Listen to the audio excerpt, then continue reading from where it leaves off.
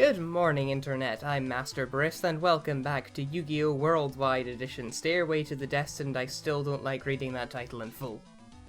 Duel. In the last episode, we cleared the pyramid, and now we're back to normality.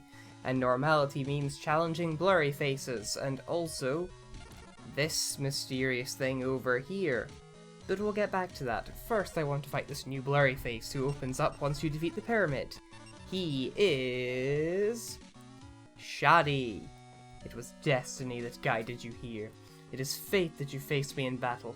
My name is Shadi, and I can do nothing but look down on you from this viewing angle. I've slightly modified my deck since the last time, just sort of tidied it up a bit, put in some different things. Well, not different things.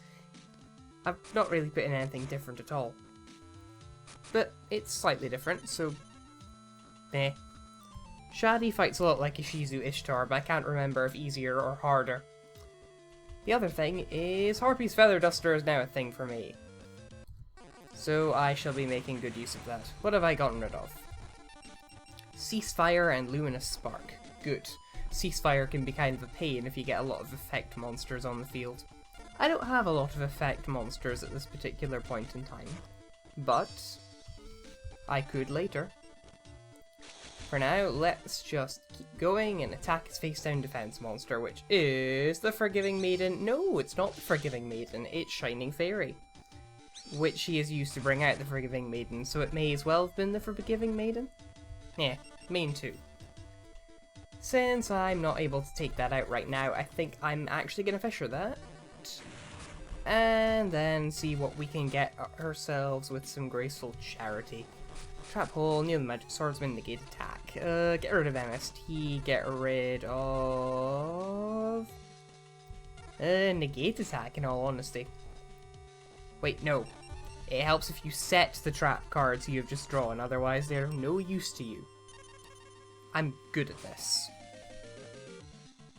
Right, you have played another Luminous Spark, because of course you have, nothing I can do about that. You then play Swords of Revealing Light, again there is nothing I can do about that. And there's nothing I can do about that either. It's just a whole lot of stuff I can do nothing about. On the plus side, I have added Neo the Magic Swordsman to my deck, and because he is a light monster, he benefits from the effect of Luminous Spark. So now he will become my principal main attacker. There are now no 1600 attack monsters in the deck. That's kind of the main change that I implemented. Mostly because they were starting to become irrelevant when every opponent in their dog was carrying Vorstraker. So now it's just 1700 attack monsters, 3 copies of Giant Soldier of Stone. Just sort of... It's something I like doing, really. I just like having sort of an equal balance between attack and defense.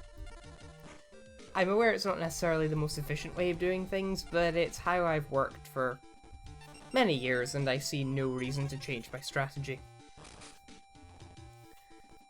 What are you doing in the meantime? You are shoring up your defenses some more. Not that it matters, because Luminous Spark means defending is probably not actually that great a plan. Yeah, let's summon Red Eyes. Because, let's face it, if he attacks with Dunamis again, I'm gonna need something a bit tougher. And my turn, I think that's the last turn of Swords. Excellent. What will you do, Shadi? What will you do? Ooh, you summoned Cosmo Queen, a dark monster, because of course you'd have a dark monster in a primarily light-based deck. That's just how the world works. It's also far more powerful than anything I actually have access to, so I'm going to Q&I up my Red Eyes and change Cosmo Queen to defense mode. Because yes, as I suspected, pretty high in the defense department. At this stage I can probably afford to just summon Giant Soldier of Stone in attack mode. I mean, I'm aware he's going to attack me next turn and wipe it off the face of the earth, but at least this way I can discard... Oh wait, no, he's only got 1 card in his hand. I didn't really need to do that. It means I'll be fighting him for less time, so I will take that. I've probably put the Forgiving Maiden or Marie the Fallen One or something like that. Jesus Christ, Marie. Just coming into my graveyard. Healing me for 200 life points per round. Making St. Joan. Yeah, he's top decking now. Oh, it was Marie the Fallen one. I'm so good at this. Alright, Hysteric Fairy will destroy Giant Soldier of Stone because that's the best he can do. Top decking, top decking, top decking. And what do? We draw Dunama's Dark Witch. And 2300, 2200 is 45. Yep, let's do it like this then. Wait, yeah. Actually, I don't need to. I will do battle damage by attacking Hysteric Fairy. That brings it to 41, and that is enough. Silly me, forgetting about such a tiny, pitiful little thing as battle damage. Oh well, it is done now. We have won. Eventually. Stop activating Robin Goblin, there is no hand for you to take. For our efforts, defeat Dialogue. Your power, I feel it is a force beyond time that contains both strength and wisdom, much more powerful than what I had expected. New packs have become available instantly. We can now choose the Relinquished pack, which has like tunes probably? Maybe? None of these are tunes. But we must get a pack that unlocks Toon World soon because, funnily enough, Pegasus is in this and you need to have Toon World in your trunk to unlock it. That shouldn't be a surprise to anyone. Let's see what our 5 free cards are. They are... Ooh, Copycat. That's interesting. This is Copycat. It's exactly what it says on the tin, really. Anyway, with our limited... No, not with our limited opponent down, with our mystery opponent down, we can now proceed to take on this thing, which turns from LMIC to LMTD. This is a type limitation tournament. If I attempt to enter it now, I will be told, quite frankly, that I must limit my deck to the use of Warriors and Beast Warrior cards. Otherwise, I can't play. So, once you defeat the pyramid, a bunch of these prop up. You have to defeat them in sequence. The first one is Warriors, which means I need to build myself a deck consisting of nothing but Warriors and Beast Warriors. And Spell or Trap cards. I know it doesn't state it, but you can actually use Spell or Trap cards in that particular duel. Question is if I will be able to build a deck effective enough to win it. I guess I'm about to find out in about 5 minutes. Okay, I have a legal deck. Whether or not it's a good deck is a completely different matter. Today, you will be taking a special examination in which you'll be limited to the use of certain cards. To participate, you will be required to build a deck according to specific card limits at each stage of the examination. For the first stage, you are limited to using Warrior and Beast Warrior monsters. Since there are no limits regarding the use of magic and trap cards, you should find this test to be relatively easy. Good luck! We are then thrust into a duel with an unnamed opponent. I don't remember if this is a deck made specifically for the exam, or if it is definitely a certain opponent. It's probably just a specific opponent. Let's see, Hibikame, Trapmaster, Beaver Warrior, Change of Heart, and MST, Robin Goblin. As you can see, we're not exactly dealing with the powerhouses that we're used to. No, I don't want to activate Mystical Space Typhoon to destroy my own Blooming Set card. Shut up. Okay, my opponent is, from the look of it, just normal Joey. I'll activate Robin Goblin, he goes in and uses Gearfried. Yeah, we should all have seen that coming. Right. The important thing is that we attempt to do as much damage as we possibly can. Probably. So, let's use Change of Heart to take control of Gearfried. Summon Hibikame. And then just go straight on the attack. Admittedly, this is probably going to backfire in my face next turn, but the important thing is that we are getting to use the effect of Robin Goblin twice and ruining his hand. Well, not ruining his hand, he's still got most of it left, but I think it's fair to say that we have put a sizable dent in there. And what have we gotten rid of? Monster Reborn and Fusion Sage. Those are some pretty good things to have gotten rid of. Unfortunately, he's probably getting some Goblin Attack Force now. Oh no, it's not Goblin Attack Force, it's the Furious Might of Rock Ogre Grotto number 1. It's gonna like attack us with Grotto Punch or something. I don't understand why it's a Rock Ogre Grotto. Is there like a little cave inside it where Santa lives or something? I don't know. Ooh, Swords of Revealing Light. I will not say no to that. Right. Let's set Trap Master, even though... Oh no, he's got a face down card. I can probably use him to get rid of that. Rather than wasting my mystical space type. Well, I say wasting my mystical space type. Oh. That was really nice of you. Thank you for that. Giant Grenade. Giant Grenade will come in handy because it will allow us to elongate the amount of time we have our swords out for. But for now, we just have to deal with the fact that he is amassing basically a horde that we have no defense against. Right. Now we'll use Giant Grenade to take everything back. Play swords again. Reveal his face down to be Magical Ghost. Set Robin Goblin, set 7 tools. Okay, we've bought ourselves a 5-turn swords instead of a 3-turn swords. If we're really lucky... Nope, we're not. On the other hand, Bell of Destruction will come in handy. We can destroy one of his more powerful monsters and thus buy some more time. Since we couldn't use Trap Master to destroy this, we will destroy Magical Arm Shield. Not that that would have been particularly useful to him given the current state of my field. He summoned Alligator Sword and ended his turn. Okay, meantime I've drawn oh so useful. It's Harby's Feather Duster. Okay. I'm gonna hold off on using the Bell of Destruction. Because, ooh, might have to use it this turn. Please draw something ooh, yes, it's Panther Warrior. Right. Summon Panther Warrior. Activate the effect of Bell of Destruction. And designate Summon Skull. We now both take 2,500 points of damage, but the important thing is that I now have a monster on my side of the field that's stronger than anything he's got. I expect this miraculous turn of events to last about a turn, as he plays Raijeki. Oh, no! Goblin Attack!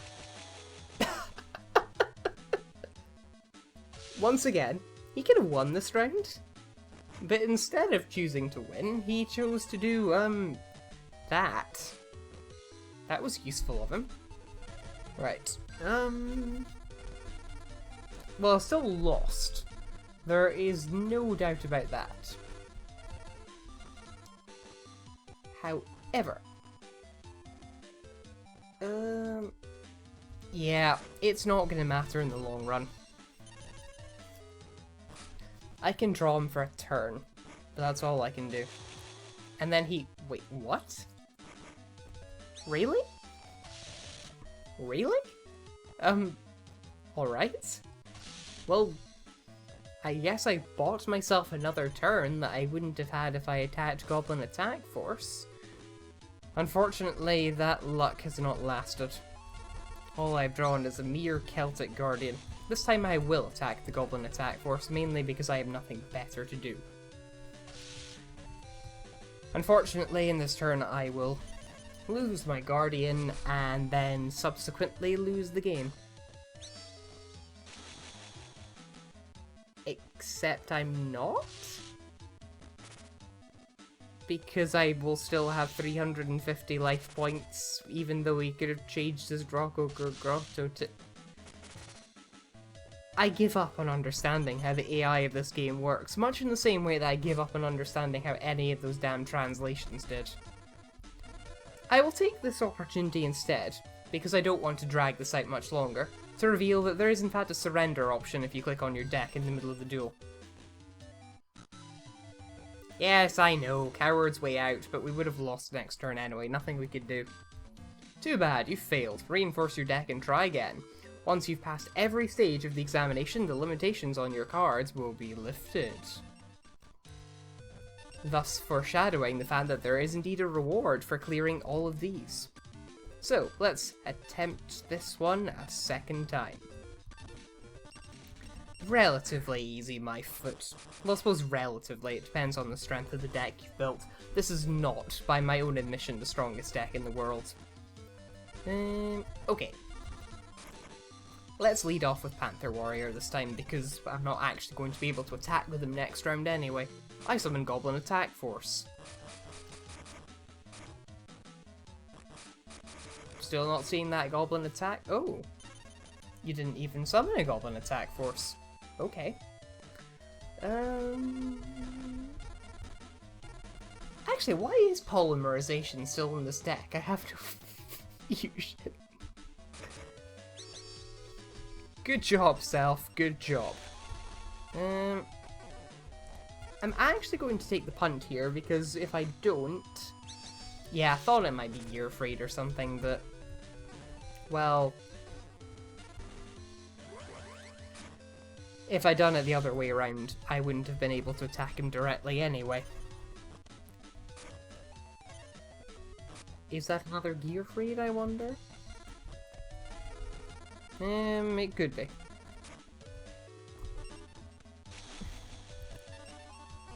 But I'd probably better keep attacking anyway, because otherwise he'll turn out to have Summon Skill in his hand or something, and that would be kind of bad. Complete turn, wait for the next move. What has he done? He has set another thing. Excellent. I, in the meantime, have drawn Fisher. I am starting to run out of monster cards, which means inevitably he will summon that summon skill, not this turn, but the turn after that. Yeah, well, I can hold him off until he does. And then he summons the Time Wizard. Ooh, this could go one of two ways. It has gone the good way. And that, ladies and gentlemen, is why Time Wizard isn't actually that great in the outside of the anime. Ooh, that's a point. Let's use Monster Reborn to bring back one of his Gear Freight. No, I don't want to resolve as part of a chain. I just want to summon Gear Freight the Iron Knight. Thank you very much. And now we can start doing some damage. Already, this is turning out to be a slightly better use of Gear Freight than the last time. Offer him up again, do 2,000 points of damage, and we have taken him just below the halfway mark. And he still hasn't drawn Goblin Attack Force. I'm doing really well. And Battle Ox. Again, I'm about to lose him, but 2,000 damage is 2,000 damage. Panther Warrior attacks, offer up Battle Ox as a tribute, and one more Panther Warrior attack, and we will have won the Warriors tournament. Well, I say tournament, it's literally a single match. It's not a best of 3 this, it's just to win a single game. Hi, Zombire of the Dark. I knew my luck wouldn't last. On the plus side, it's now a 1900 attack monster, and he's not actually able to attack people directly. So what I'm actually going to do is I'm going to... Actually, yeah, that's a point. May as well just destroy him with Fisher. Attack with Hitotsumi Giant, and leave him with 750 life points, which will be even easier to chip down than 1950 was. All I have to do is draw a monster card next turn and hope he doesn't set any magic trap cards, and I've got this. That's quite a nice thought. Reduce him to 1900, and I have drawn Kunai with Chain. Yeah. I'm not going to use Dark Hole yet because there's no point. He in turn... Yep, Summon Skull. Saw that one coming a mile off. Will I attack with Kunai? Attack with Kunai? No, I will not attack with Kunai, nor will I even use Kunai. I will actually use Dark Hole this turn because it would be too risky not to. I'm not actually in a good place now. I'm in an okay place, but I'm not in a good place. Still waiting on that monster card. And he has brought out, oh great, a second summon skull. That's so wonderful. Negate attack, go. I've drawn... I'm getting the feeling I'm not destined to win this one. That or I need to go away, find more warrior cards, and just do better, basically. Draw is the Judgment Hand. Okay. This is marginally better. I will activate Robin Goblin, because otherwise it's not going to shut up about me activating Robin Goblin. I will complete my turn. If he doesn't summon any cards that... Yes, excellent. You attack the Judgment Hand, I finally activate Kunai with Chain, equip it to aforementioned Judgment Hand, your summon skill is changed to defense mode, and ooh, Pot of Greed. Let's see what I get out of this. Judge Man and 7 Tools of the Bandit. Okay. I'm incredibly worried about what that face down card is, so I'm actually going to now use Giant Grenade to get rid of everything. Then reset all of my cards, and yeah, may as well. Tribute summon the Judgment Hand and summon Judge Man. Let's clear the courtroom of literally one skull. It wasn't a very difficult cleanup. He in turn summons the Goblin Attack Force, to which I will activate Robin Goblin because I may as well. He will attack me, I will use Kunai. You get how this is supposed to go by this point. Go, Kunai with Chain. Main phase 2, he sets the same card he set before, and I have summoned One Who Hunts Souls. Excellent. Even if that's Magical Arm Shield with the 7 Tools of the Bandit I have, I've as good as won this. It's Mirror Force. But again, doesn't matter, I have enough to pay for 7 tools. Negated, destroyed. Goodbye. And now, One Who Hunts Souls. Attack with Soul Hunting. Discard one last card, and we have done it. We have cleared the first type limitation tournament. Very good, you passed. You're free to take this examination whenever you please. Try it again when you've added a new card to your deck. The next examination will be limited to the use of spellcaster cards. We get a sort of standard tournament pack for winning, but that is not all. If I go back into my trunk, cards that weren't there before are now there. Clearing the warrior type limitation tournament gives you 1 copy of every single warrior type monster that you don't have. I don't know why it does this, I don't know why they don't advertise it, but we now own a Gate Guardian. We'll never use it, but hey, we own a Gate Guardian, that's pretty nice going, isn't it? This will happen every single time we clear one of those specific type tournament things.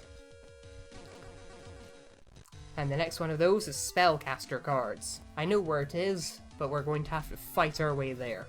So, next time we will pick up in front of the spellcaster tournament and see if we can't clear some more of these type limitation thingies. I will see you for that. Goodbye.